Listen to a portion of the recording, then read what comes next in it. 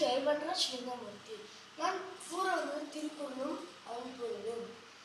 வையத்துள் வாழ்பவன் வானோரையும் தெய்வத்தில் வைக்கப்படும். உலகத்தில் வாழ வேண்டிய அறநெறி நின்று வாழ்கின்றவன் வானுலகத்தில் தெய்வத்தோடு சேர்ந்து மதிக்கப்படுவான்.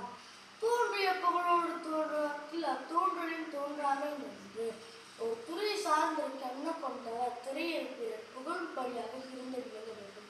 இல்லை என்றால் அத்துறையை ஈடுபடாதிருந்தார் அல்லது புகழ்பட வாழாத தன்னோவர் தம்மை இகழ்வரை நோவது எவன்?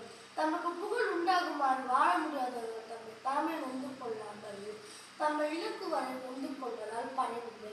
தொட்டனை தூரும் மணக்கேணி மாந்தனுக்கு கட்டணை தூரும் வருது. என் அளவுக்கு தோன்றுகிறோமோ அந்த அளவுக்கு மணக்கேணி நீருற்றும். என் அளவுக்கு கல்வி கற்கிறோமோ அந்த அளவுக்கு அறிவும் வளரும். அன்பிற்கும் உடைய அறை குழந்தால் ஆர்வானா புன்கண்ணீர் பூசல் தரும். அன்பிற்கும் அழைத்து வைக்கும் தாழ் உண்டோ அன்புடையவரின் சொல்லி கண்ணீரில் உள்ள அன்பை பலரும் அறிய வெளிப்படுத்தும். நன்றி.